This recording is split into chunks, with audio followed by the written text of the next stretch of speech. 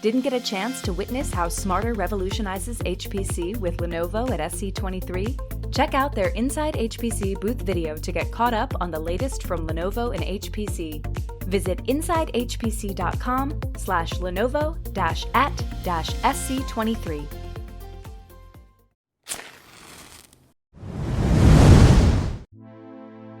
When I make predictions about the future, I like to come back a year later and say, well, how did I do? And I'm aiming to do it again next year because some of these things could take a few years to work through. Two requirements of vision are that it is compelling and it is inevitable. If you get both of them, then you've got the beginning of a good vision. We're seeing AI applications emerging as one of the use cases for running on the HPC standard. So I can build myself a super large chip that's got all these chiplets glued together. And a year ago, the UCIe consortium was just launching. This year, they've got over 130 companies signed up for it. In a world like that, what is a computer? What is a system anymore? From Orion X in association with Inside HPC, this is the At HPC podcast. Join Shaheen Khan and Doug Black as they discuss supercomputing technologies and the applications, markets, and policies that shape them. Thank you for being with us. Hey everyone, I'm Doug Black and Shaheen. Great to be with you again. Excellent to connect after SC23. Yeah, we're recording this a few days after SC, and I think we're still buzzing from the show. So much went on. And to help us sort things through, we have a great repeat guest with us today, Adrian Cockcroft. He's a partner and analyst at Orion X, obviously a colleague of Shaheen's. He's a consultant and providing advisory services. Going further back, Adrian was a VP at AWS for several years. So I want to add, and this is actually a good segue to encourage our listeners to go listen to our previous episodes, because I was listening to one from a couple of years ago and it's still very much valid. So related to that, Adrian was our guest first back in September of 2022 in episode number 36, where we talked about cloud, obviously given his background at AWS and his previous background as a distinguished engineer at Sun Microsystems and at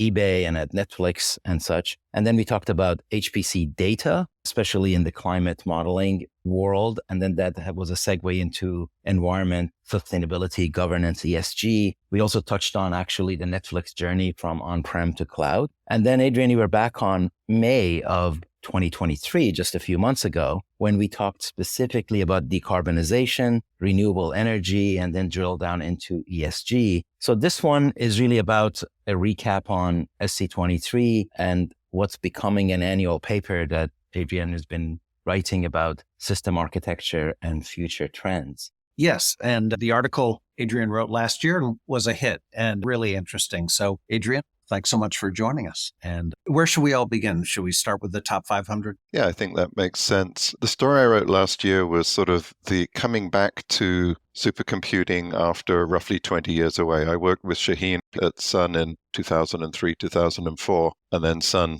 laid off our entire team. So I went off and went to eBay and went off to do things that weren't HPC for a bit. But I've always been interested in systems architecture, what's happening next, and looking at the sort of evolution as it goes through. And I wrote this story after sort of seeing everything happening at supercomputing last year. CXL was a big deal, and it looked like it was a really interesting basis for next generation architecture. So we'll talk a bit about how that's looking next. And then the other point I was looking at around the sort of computer architecture and what was going on in the top 500 list was that the workloads don't run that efficiently on current systems. I mean, the real world workloads, and looking at how do we build architectures where they're going to be more efficient at running real workloads rather than necessarily just impact. And that was that general idea. And I think the other thing we were talking about there was whether we would eventually see more custom CPUs dedicated to the HPC market versus the off-the-shelf CPUs, which are really not built for HPC. They're built for running AI workloads and things like that. So I think there's a few different areas discussed last year, and we can talk a bit about how it looked a year later.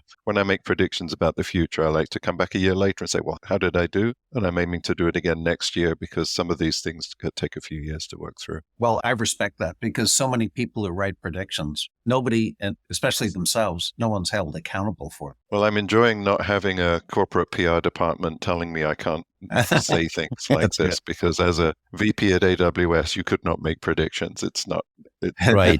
that's a very dangerous place. But I like to just say, well, this is what I think is going to happen. And then I can, looking at the patterns I've seen over like a 40-year career in the industry. Well, the trick with predictions is to predict stuff that's already happened. That helps. But also, you can predict what will happen fairly well, but predicting when is hard. Yes, that's very Well, true. sometimes you can predict when, but you can't predict what. So there's sort of the Heisenberg uncertainty principle applies to predictions, right? It's a when or a what, and pretty good at figuring out what will happen. Sometimes I've had to wait a lot longer than I wanted to for the when. That's right. I once saw a presentation from a futurist who I think was notably self-confident. He said, I don't predict the future, I analyze it. Oh, interesting. Also, there's Alan Kay's, the best way to predict the future is to invent it. Invent it. That's brilliant. Some of that in the cloud space, there was some of that going on with all the work we did at Netflix. We were just putting stuff out there. Well, if you don't know when it's going to happen, then that becomes vision, right? Yeah. Then the two requirements of vision are that it is compelling and it is inevitable. If you get both of them, then you've got the beginning of a good vision, and which I used to jokingly say, it's another word for you're not going to see it anytime soon. So what is your takeaway from SC? So there were a couple of things. The top 500, there were a couple of updates in the top end of the list that were interesting. One, the HP Cray Frontier system came out last year as the first real exaflop scale system. So that was interesting. And there was a bit more. That system is now delivering real results. It's being run. And that's been a very successful product. And that's a HP Cray, but AMD-based system. And sort of roughly at the same time, an HP Cray, but Intel-based system called Aurora has been under development for a few years, but taking a lot longer. And that has now been partially installed, and it came in as a second place entrant with 585 petaflops. And I think that one if you sort of squint at it, in some sense it's successful because they've got it going, but in other ways it's really a year or two later than it should have been. And they still seem to be doing quite a lot of work with a big team to get it up to speed. So that's sort of interesting from that point of view. And then the third place was Microsoft Azure. The system's called Eagle. It's Intel CPU, NVIDIA H100 GPUs on InfiniBand. It's sort of their cloud system. I think it's probably the system they use for running AI workloads for OpenAI and people like that. But they got 561 petaflops. And I went to the BOF session where they were talking about it. Both the Aurora guy got up and said, no, we've been working on this, and we have this big team, and it's all working out, and we're fine. And then the Microsoft guy basically said, well, we had a few people and a few days, and we just put this together. We started small, and we just kept scaling it, and it just kept going, and we just stopped when we ran out of hardware that we could find. On the standard build of the standard image, operating system image, and they didn't have any custom stuff. They weren't fixing bugs. They were just running the benchmark and throwing more hardware at it. And this was a huge contrast in sort of, well, okay, you've got a big team working for years to try and build this machine, and somebody else going, yeah, it took us we spent a few weeks, but it wasn't a massive amount of work for a lot of people. And I think that was, for me, a big interesting contrast. And it shows that there's sort of these tipping points where the availability of a supercomputer exascale system is basically, do you have enough money? And then the system will just appear in front of you in the cloud. And we've got systems now with, at least on HPL, the same kind of performance as the bigger systems. But they are primarily built for AI, and they don't have all of the exascale software stack that's been really built around the needs of supercomputer applications. So it's an easier problem to solve. But then also we're seeing AI applications emerging as one of the use cases for running on the HPC standard. Things like Aurora and Frontier, they're running the AI workloads as well. So I think as the workloads blend, it's going to just be easier to deploy a much bigger supercomputer. And I'm expecting in future, sort of as a prediction, we're going to see more. It was easy to run. Let's just put out a number, big numbers in the top 500 list in the future. There was a social media post that said Microsoft team had 3 days to do this. And like you said, they could have done more if they had access to more resources and had maybe a little bit more time. And I think, like you're saying, it's the power of using standard, already pre-debugged, as you put it, just cookie cutter your way into happiness.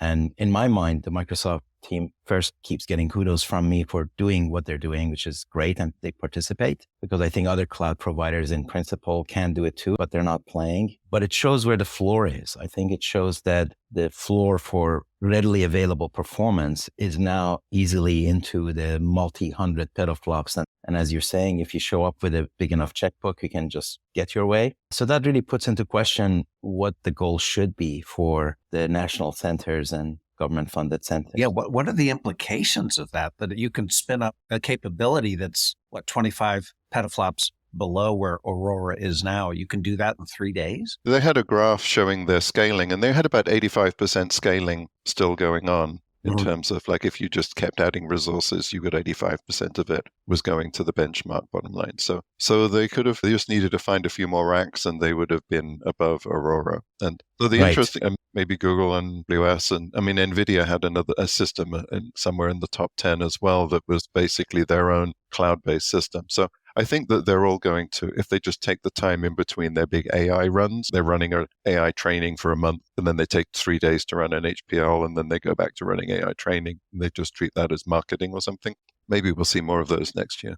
Well, I think a big issue for the HPC community has been risk management, because we've all seen that movie before a few times, is that you rely on a particular vendor to do something for you, and then their business takes them in a slightly different direction, and suddenly the piece you were really relying on is no longer available. So that really means that you have to have the vigilance to make sure that HPC workloads are covered and fed and technology is moving towards that direction. Today, there's pretty good alignment between HPC and AI, but can that be guaranteed 10 years from now? And if not, then we need to continue to have our fingers in that pie, if not the entire hand. Yeah, and some of this comes down to what are the architectural differences if you're really optimizing for the HPC workloads of finite element analysis and things like that. And CFD and all the weather and all this kind of modeling. Different workloads and there's different optimizations. One thing we've seen is the balance of CPU versus GPU may not be the right for if you just take the stuff you're using for your AI workloads. So one of the things we saw there was Giga.io, who have figured out how to get 32 GPUs on a single CPU in a single node. And that was last year. That was their supercluster or super node. This year, they doubled that to 64. So 8 is the typical number you see in sort of the cloud instances. It's sort of the standard number that you get, 8 GPUs per CPU. But they're up to 64, and they called it a super duper node, which I found amusing. So it's good marketing to come up with a fun name. So the 64 GPU super duper node, you're putting that on a fabric. You've got something that's really aimed more at something that's going to be much more compute intensive on the float side. And if you can optimize your workload to run in that environment, then that's at least one sort of direction that seems to be interesting. That just strikes me as astounding power within one node. Yeah. And it's if you can do it in one node, do it in one node. That's like Amdahl's law, right? You don't want to communicate unless you have to. If you can run it on a single machine, you've got the highest bandwidth, it's all coherent, everything is running within one box. So that's a 64 GPUs on a single box is an interesting architecture. This raises the point of how big your application is and how long it's going to run. Because if you have a single killer app that's going to run forever, well, then you go and optimize it all the way. But if you're having a workload or if your application is changing all the time, like it does in the financial services when they tinker with the application on a daily basis. So the application is never stable enough for you to super optimize for it. And if that's the case, then you need an infrastructure that is able to dance with you, and that prevents you from going all the way. So when you have these big, quote, imbalanced configurations where you've got like very few CPUs and massive memory, or very few CPUs and massive number of GPUs, or vice versa, then the question becomes,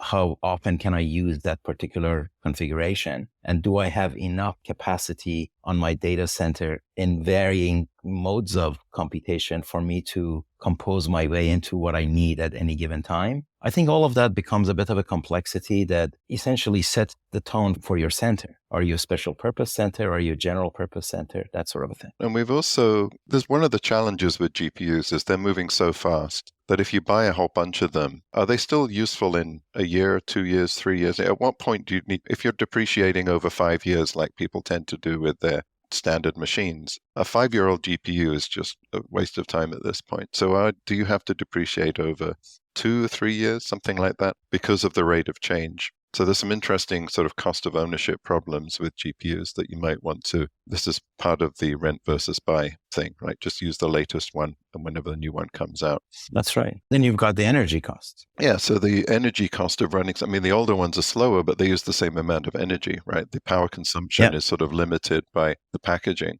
So it's a 500-watt chip, and it's a 500-watt chip 3 years later, but you've got, whatever, 10, 20 times the performance or something. So it's not effective, cost-effective or energy-effective to use old models. So there's a couple of things that happened also at the conference. NVIDIA had some announcements around their Grace Hopper combined super chip, I think, the GH. And they also said that they're going to be, a recent announcement that they're going to be releasing on an annual basis instead of every 2 years. They're sort of starting up additional engineering teams. So this seems like, hey, we're doing well. We've got plenty of money. Let's go and double down and push even faster because they can see things they can do. So that's an interesting development that's going to push this space forward even faster in the future. What you've heard about that, Shaheen? Yes, in fact, Carl Freund was our guest a few episodes ago, and we talked about, I was jokingly saying that Intel used to have tick-tock and NVIDIA seems to be having tick-tick. And it is also a little bit of a controversial move because some of the other chip vendors are saying, is that even possible? Is it practical? Given that you have to align your chip design with fab technology that is coming. So maybe at the end, it becomes like a tick-tock again. But it remains to be seen. For the moment, though, as I said in my wrap-up episode, there's just so many chips out there that it is impossible for the traditional average data center to know which one to pick. There are literally tens of them. And now each vendor has 4 separate offerings. So figuring out what to use when for what and what to standardize on is really a very difficult task. And I think that's a market opportunity for those who can test drive these and be able to advise customers. If you didn't get a chance to visit the Lenovo booth at SC23, or you just want to see it again, check out their Inside HPC booth video. Visit insidehpc.com/Lenovo-at-SC23 to view the video now. One of the recurring things over decades has been, well, I can build a specialized attached processor or something that will do a better job at that thing. And you have a year or two before the general purpose things effectively catch up because there's a bigger market for them. So there's this sort of specialization means that you have to stay ahead of the general purpose solution. And we've seen that at many generations of that over the years. But I think this is a case right now where there's all of these specialized solutions and that, well, you get a win for a year or two, but then whatever you can buy that's going to be a general purpose thing in huge volume in a year or two is going to be potentially better. And then that leads into kind of the next topic I think we should talk about, which is chiplets and custom CPUs and the ability to sort of think about a next generation PC-oriented supercomputing architecture where instead of buying processor and GPU, you're basically saying, well, I'm going to do a custom chiplet for the core of my accelerator GPU thing, maybe vector-based or something like Fugaku has. And then I can have my own processor and I can overbuild the memory subsystem or the I/O or whatever I feel I need. But then I can surround that with standard chiplets for all of the other bits of the system, whether it's high bandwidth memory or I/O or whatever. So I can build myself a super large chip that's got all these chiplets glued together. And a year ago, the UCIe consortium was just launching. This year, they've got over 130 companies signed up for it.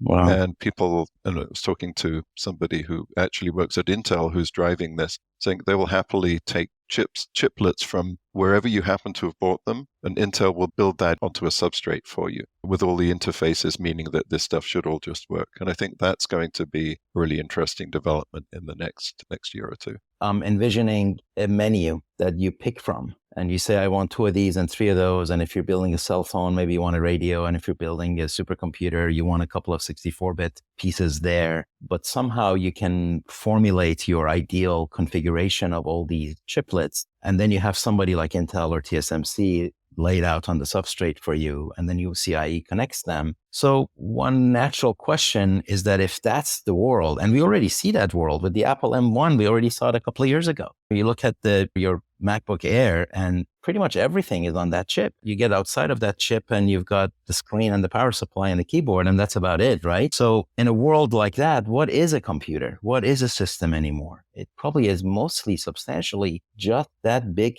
substrate, isn't it? Well, what we've really done here is we've moved from the PCB being and interconnect. There's a limit to how fast you can go over a printed circuit board, right? And the interconnects, right? And we're just saying, well, the substrate gives you higher pin density. The pins are much closer together. And you can put the substrate, there's two different versions of the substrate, but one of them is more active. Effectively, you're doping the silicon in the substrate itself so that when the things land on it, there's some active components there, as far as I could see by squinting at some diagrams anyway. But what you're basically doing is saying, I'm going to have more bandwidth because I've effectively got more pins and I've got lower drive need. So it's overall, you're just going to go faster. So just think of it as shrinking circuit boards to something where you're running on the substrate becomes the new circuit board. So architecturally, it's not that different. You've just managed to shrink it together in a way that lets you build a system that's going to be faster, cheaper, and use less power. Well, better price performance for sure. I mean, can we use paraphrasing software as eating the world chips or eating the world? I think the world is eating chips is probably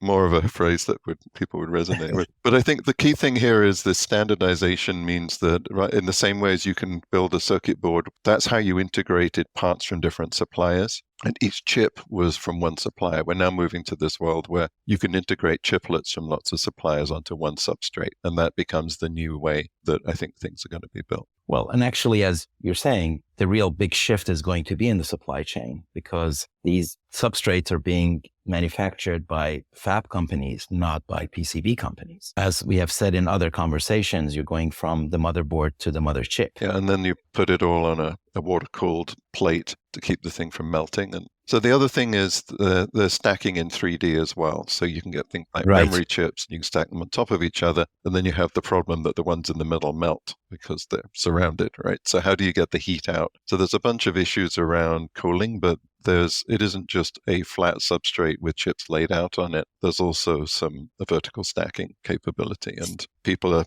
laying out these chips and then dropping memory SRAM or HBM chips, they're scattering them where they need to be. So there's some interesting, because when you start saying I can construct a machine in 3 dimensions, your path lengths start shrinking and you can go faster and everything gets easier to do. There was some talk at the conference that maybe the biggest topic, or a very widely focused on topic, was cooling. Is that something in reference to your last comment, is that something you're following? Liquid cooling technologies and techniques?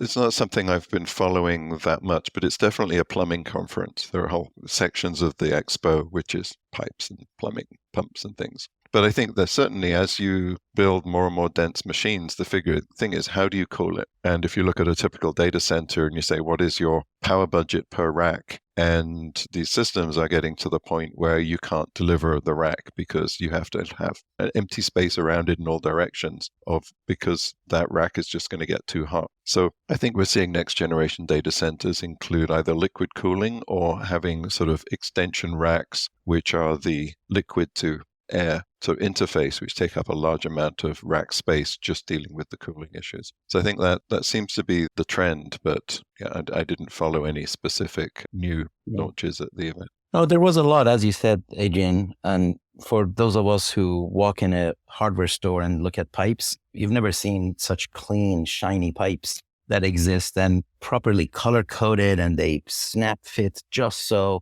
And then there is a whole supply chain of that sort of plumbing, from copper-based fitters and joints all the way to massive refrigeration units. So there were several booths on the exhibit floor and several talks that talk about this, because guess what? Liquid cooling is coming, and there's really no other way to get around some of this until like quantum computing shows up or something. The power is going to be dense and it needs to be taken out, like you said. Yeah, let's talk about quantum for a bit, because I think that's a natural segue. My mental image of a quantum computer before I went this year was this big plumbing thing with lots of supercomputing stuff and pumps and vacuums and somebody said, yeah, the IBM pictures look like, they call them chandeliers, and just big golden pipes in all directions. And I was thinking, you're never going to have that in a standard enterprise data center, right? That's a super specialized thing. And then we went along and were looking at one of the vendors there and it says, no, it's just a normal rack and it isn't supercomputing and everything just works and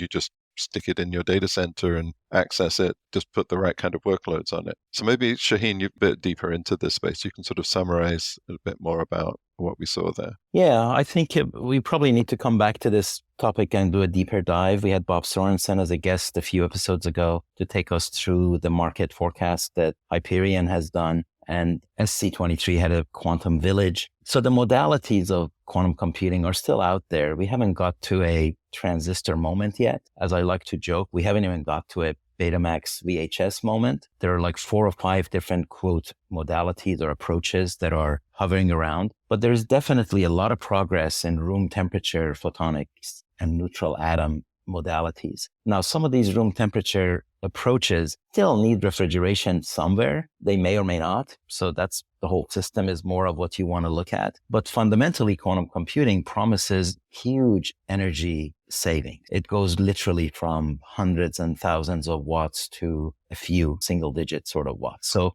that benefit is really what is going to drive it in my mind. Yeah, so they were talking about having, I forget what, tweezers that you'd use to move an individual atom. Laser tweezers, yeah. So you basically pick an individual atom, put it next to another atom, zap it with a laser so they become entangled, and then push those entangled atoms off somewhere else, and they have an array of these atoms. And it was just, I have a physics degree from a very long time ago, and that sounds sort of plausible, but exactly the engineering. No, they're doing it, yeah. I mean, it's just a bit mind-boggling that you actually let's push around individual atoms with lasers. Sounds, yeah. Well, I'm glad someone's figured out how to do that, but it sounds very cool. But it seemed like they're getting larger and larger arrays, and they're available from cloud providers, and people are actually starting to use these to try things out. So I think that's, what was the vendor we were talking to that got the demo? We talked to Quera, who do a lot of really fun work, and it's just a delight to go delve into all of them, really. Quandela was there, Quix was there. The market is probably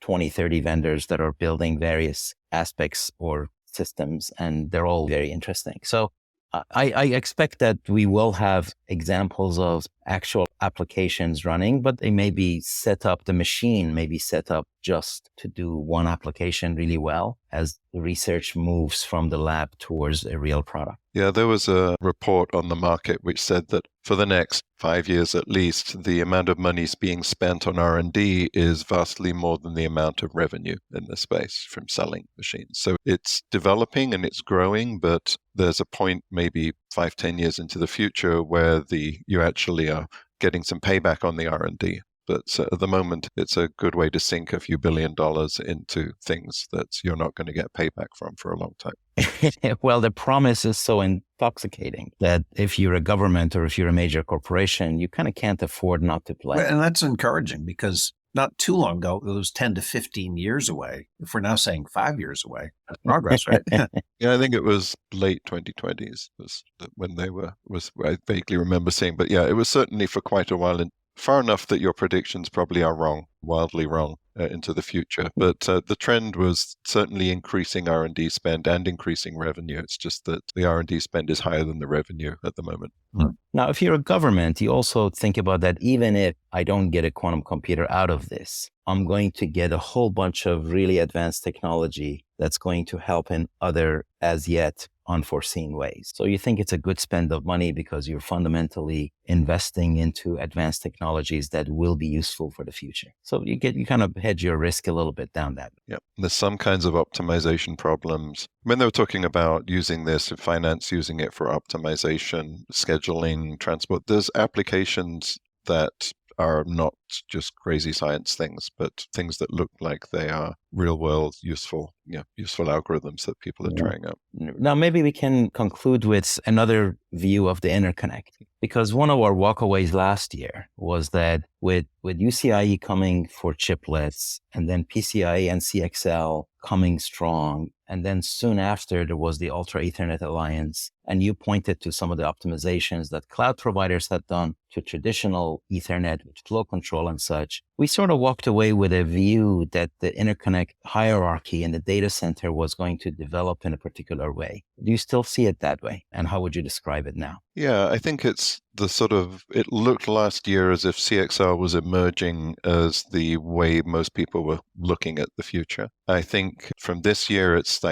sort of the only game in town. So it's definitely a stronger pitch, although last year, CXL 3.0 had just come out, which specified a fabric standard. Everyone was very keen on that and thought that a couple of years we'll have a fabric. This year, actually, during the conference, CXL 3.1 came out. So they had to revise the spec, and they said, okay, the previous attempt at getting fabrics wasn't quite right. They got some feedback. They added some more capabilities to the fabric, some related to trusted computing and security, because if you're doing multi-tenant on a fabric, you've got to be very careful about who can see what on the fabric. And then there was some more around fabric management. So then if you're trying to design chips, you need the standard to have stopped moving, really. So that means people developing fabric management into chipsets, the spec just landed. So it's going to be another 2 or 3 years before those come out. So I think the sort of net for CXL was that the basic CXL capabilities are on a good track, lots of good support.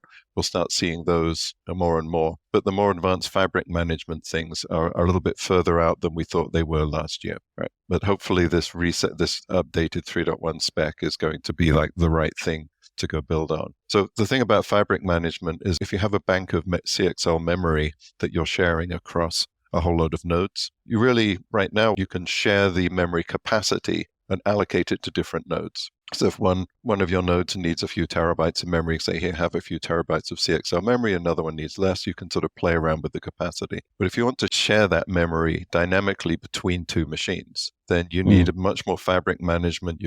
You're using it as a shared memory across nodes. And that's really where we need the fabric management to make it more dynamic and to have the ability to control what those nodes see and the coherency across them. So I think that's the ultimate sort of really interesting sort of use case. But in the meantime, we're starting to see test systems and products and things like that coming out that are looking at CXL coming out in all these different chipsets as well. Now, Adrian, I know you saw a demonstration at SC of PCI 6.0 with some pretty amazing performance numbers. Could you talk about that a little bit? Yeah, most of the systems that are actually shipping right now are PCI 5, and that runs, I think it's 32 gigabytes per second per channel, per 16-lane channel. And then when you get to PCI 6, they changed the signaling to have 4 levels on the wire instead of 2. Instead of a typical digital signals on-off, what they do for PCI 6 was they go to basically 0, 1, 2, 3, and they're switching that. And then they announced PCI 7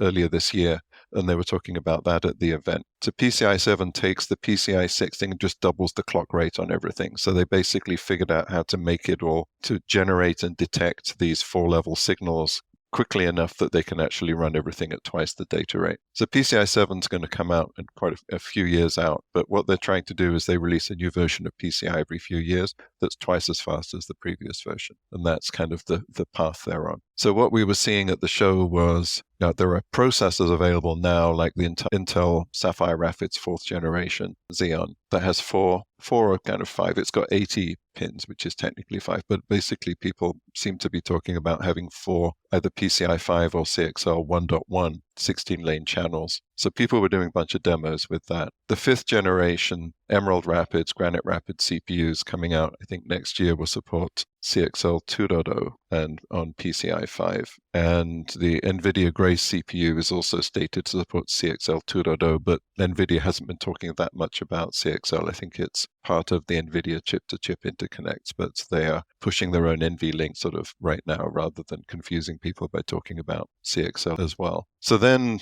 we need to get to some more next generation CPUs that actually have PCI 6.0, because the CPU is managing the coherence of this. And so if you don't have a CPU that knows how to talk this new version of CXL, then you're not going to get the performance. It's not going to make sense. But you end up with just keep doubling up. So it's 256 gigabytes per second on a PCI 7 connector, so 128 on PCI 6, and I guess 64 on PCI 5 on each connector. And then each connector runs in one direction, so you have another connector coming in the other direction, 2 wires to basically go in each direction, point to point. And that's how it's managed. And you can go a meter or two, sort of roughly within a rack with this. Anyway, so that's kind of what's been going. There was plenty of demos. There are people like Micron doing shared memory modules that are CXL based and CXL switching. So CXL 2.0 is really where I think this becomes useful. And 3.0, as well as supporting Fabric, also supports multi-level switches. So you can start cascading switches together and build something that's a bit more complex. Okay, Adrian, great to be with you again. Thanks so much for joining us. And I want to tell all of our listeners that Adrian's article, which will touch on a lot of the topics we got into today, will be appearing on the Inside HPC site if it's not already on our site. So with that, thanks so much. Yeah, thanks for having us. All right. Thank you all. Yeah, happy Thanksgiving, everybody. And see you next time. Cheers. Thanks. That's it for this episode of the @HPC podcast. Every episode is featured on InsideHPC.com and posted on OrionX.net. Use the comment section or tweet us with any questions or to propose topics of discussion. If you like the show, rate and review it on Apple Podcasts or wherever you listen. The @HPC podcast is a production of OrionX in association with Inside HPC. Thank you for listening.